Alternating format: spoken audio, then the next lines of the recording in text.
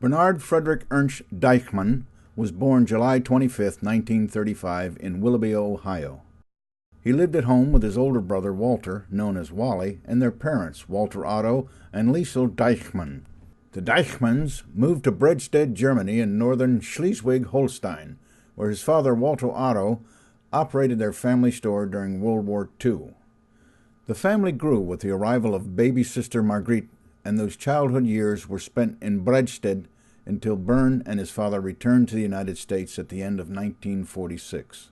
Seen here in his uniform with his sisters Margaret and Elke, Bern graduated from public school number 134 in New York and then attended Brooklyn Technical High School, where he participated in the marching band. Bern completed high school in 1954 and entered Princeton University, where he was on the football team and went on to graduate with a Bachelor of Science in Mechanical Engineering in 1958. Trained at Fort Sill Artillery and Guided Missile School near Lawton, Oklahoma, Bern was commissioned as a second lieutenant in the U.S. Army Artillery and served a tour of duty in that capacity. It was a proud moment when grandfather Opa Deichmann pinned on Bern his officer bars. On August 26, 1961, Bern married Joan, the love of his life, at Messiah Lutheran Church in Princeton, New Jersey, celebrating a reception with both families at the Elm Club of Princeton, where Bern was a member. Bern and Joan began a family, and in the years that followed, armed with an MBA, Bern embarked on what would develop into a long and successful career with De Laval, the manufacturing subsidiary of Transamerica Corporation. Bern served at Transamerica De Laval Incorporated and its successor companies for over 30 years in numerous senior-level positions, including Vice President Marketing of the global machinery business and Vice President of Commercial Operations in the company's largest division, the De Laval Turbine Division in Trenton, New Jersey.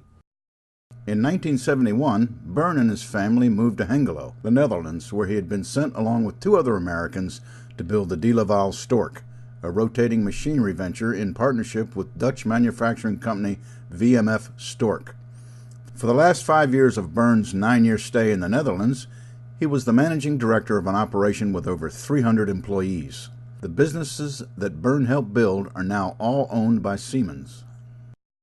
Following Transamerica De Laval Incorporated, Bern and his family returned to the United States to live in New Hope, Pennsylvania, joining Schumerich Carillons Incorporated, a designer, manufacturer, and marketer of handbells, electronic carillons, and melody chimes in Sellersville, Pennsylvania, to serve as president and CEO for 10 years until his retirement.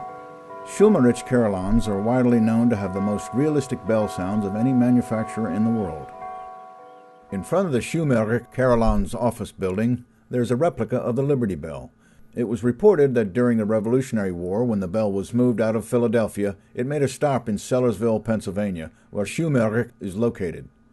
The bell tower at Emmanuel Lutheran Church was installed by Schumerich while Bern was president and CEO. Emmanuel Lutheran Church was a church of GAHF founding president Dr. Hans Haug. It was at this time that Bern joined the German American Heritage Foundation of the USA, GAHF, an independent organization dedicated to preserving and promoting the accomplishments of Americans of German-speaking ancestry in building our great nation. GAHF was founded in 1977 in Philadelphia, Pennsylvania, and chartered in 1978 as the United States German-American Committee of the USA, Incorporated. Bern's experience in industry, both domestically and internationally, and his broad educational background served the organization well. As president of the GAHF for 10 years, from 2002 through 2012, Bern provided the leadership that directed the foundation into acquiring Hochmeyer Hall, a townhouse built in Washington, D.C. by successful German merchant John Hochmeyer in 1887. With the support, advice, and efforts of architect and former board member Hans P. Stein, Bern worked tirelessly and unfailingly on behalf of the German American Heritage Foundation to acquire and renovate the facility. On Friday, March 19, 2010, Hochmeyer Hall was formally inaugurated as the Foundation headquarters and the first German American Heritage Museum of the USA in the nation's capital, thus fulfilling the dream of Reverend Dr. Hans Haug and the GAHF founders. The inauguration was honored by the presence of the former ambassador of the Federal Republic of Germany to the United States, Dr. Klaus Scherioff, and the Honorable Senator Richard G. Lugar at the ribbon-cutting ceremony. It is thanks to President Emeritus Bernie Deichmann's direct efforts and unwavering dedication that this dream became a reality. Thank you, Bern. We are forever grateful to you for your outstanding contributions to the United States of America and to German-American relations by establishing in Washington, D.C., the first German-American Heritage Museum of the USA that records the accomplishments of Americans of German-speaking ancestry and their historic and fundamental impact on the building of our great nation.